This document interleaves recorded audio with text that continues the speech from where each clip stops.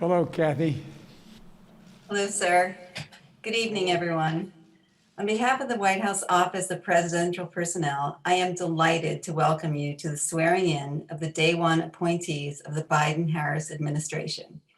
We are joined by hundreds of White House staff and hundreds more agency appointees. All of us here have the great privilege of serving our country and of joining you, Mr. President, in restoring our nation. I was privileged to hear many of your stories during the hiring process. Some of you have worked in government before and thought perhaps your days of service were behind you until finding yourselves in this moment of national need. Others have never worked in government and will bring new perspectives to the work that lies ahead. Some of you are the first in your family to graduate college. You are veterans who have worn our nation's uniform. You are the daughters and sons of immigrants, or you're immigrants yourselves.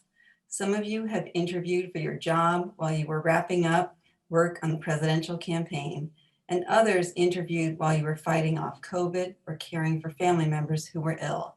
But all of you share in the hope we have for the Biden-Harris administration, and each of you has answered the call to serve. Having worked in government, I know that no public servant does this work alone.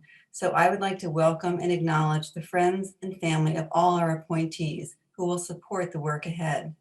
And now it is my honor and privilege to introduce a true public servant for whom I was so lucky to first work for more than 3 decades ago, who will administer the oath of office, the President of the United States. Mr. President. Thank you, Kathy. Hello, team. And I mean that sincerely. We're one team.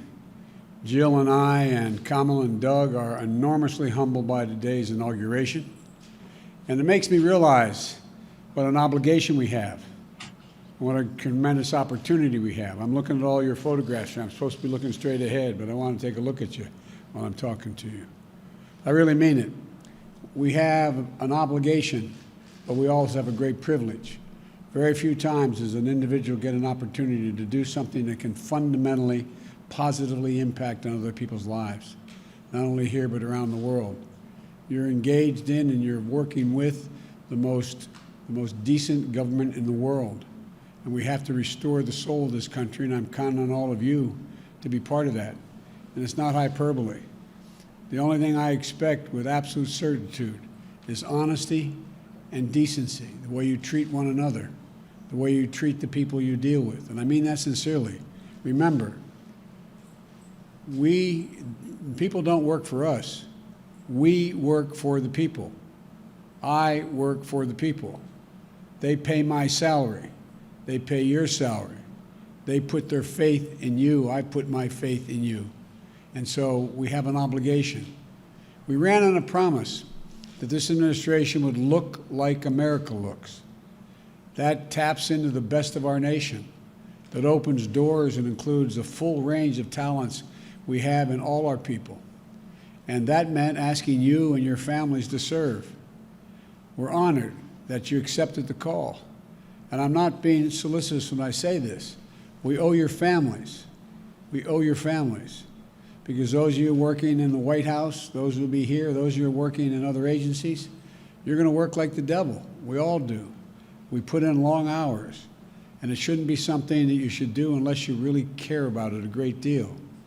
You know, there have been few moments in our history, in my view, when our nation has been more tested than we are now. Few when public service will matter more, when it will matter more. And history going to measure us, and our fellow Americans will measure us by how decent, honorable, and smart we've been in terms of looking out for their interest. You know, to contain a pandemic, to administer a vaccine, it's going to be the most consequential logistical thing that's ever been done in the United States. It's going to take a lot, an awful lot. We're going to rescue an economy, but we have so many opportunities to build it back and build it back so much better. I've said from the beginning that when the American people given half a chance, they have never, ever, ever, ever, ever let their country down. And that's not hyperbole. You know, some thought in my party, our party, my party, and some thought in the country, and some thought in the press, when I said I was running for 3 reasons. I said I was running to restore the soul of America. By that I mean just common decency, honor, your word, doing what you say you're going to do, treating people with respect. My dad used to have an expression. He said, everyone, every single person, regardless of their background, is entitled to be treated with dignity. I expect you to do that for all the folks you deal with, all the folks we work for, the American people. And you're going to try to keep us safe and secure from the threats and the unseen, to root out systemic racism. We've reached a point, in my view, where the American people have had the blinders have been taken off. They've been taken off and realized, they didn't realize before, just how much systemic racism still exists, because they didn't live in circumstances where they were with large minority populations, whatever the background was.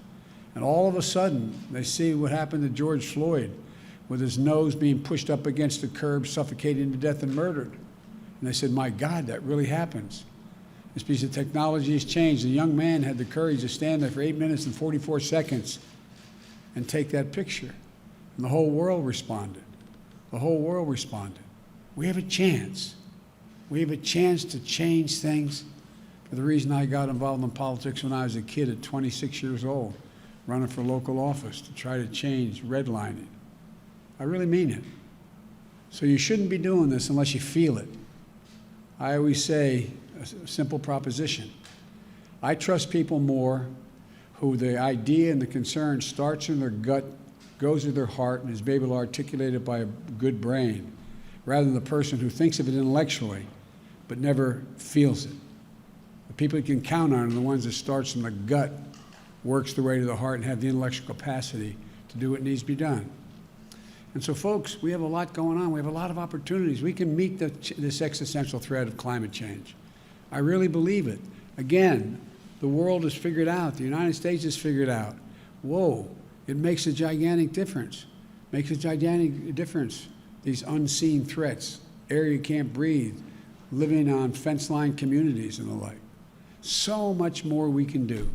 We have such an awful lot to do, but I know you. I know your heart, your dedication, your commitment to this nation.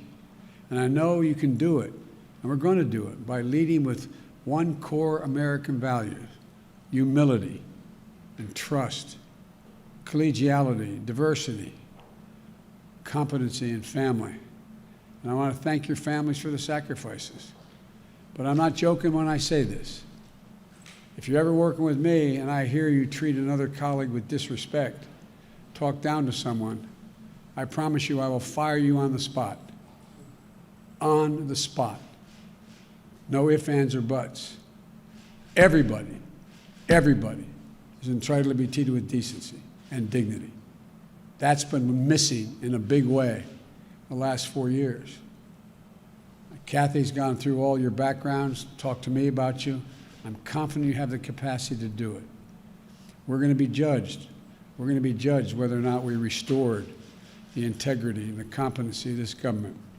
I need your help badly. Last thing I'll say, I'm going to make mistakes. I'm going to make mistakes. When I make them, I'll acknowledge them, and I'll tell you. And I'll need your help to help me correct them. We're not going to walk away. We're going to take responsibility. That's what we do. That's what you do. That's what so many of you have done throughout your career, and I expect you to do it again. So I'm happy we're starting, happy to join all of you. There's almost 1,000 of you on this call, and your families. So thank you very much. That in this nation, everyone, and I mean everyone, is given an opportunity. And those, that's who we are as a country. And that's who we've always been thought to be. I was asked a long time ago when I was with Xi Jinping, and I was on the Tibetan plateau with him. And he asked me in a private dinner, he and I, and we each had an interpreter. He said, can you define America for me? And I said, yes, and I meant it. I said, I can do it in one word, possibilities. Possibilities. We believe anything's possible if we set our mind to it. Unlike any other country in the world, possibilities. You're my possibilities. You're the way we're going to get this done. I'm honored to now administer the oath of office to each of you. And if you will, raise your right hand and repeat after me. I state your name. Do solemnly swear that I will support and defend the Constitution of the United States against all enemies, foreign and domestic, that I will bear true faith and allegiance to the same,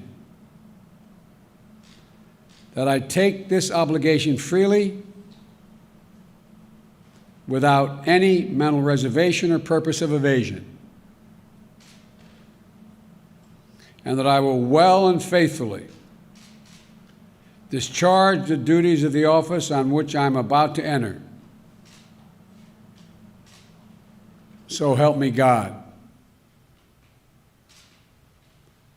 Thank you. Welcome. As my mom would say, God love you all. We got a lot of work to do. A lot of work to do. Thank you for being willing to join. Bye-bye.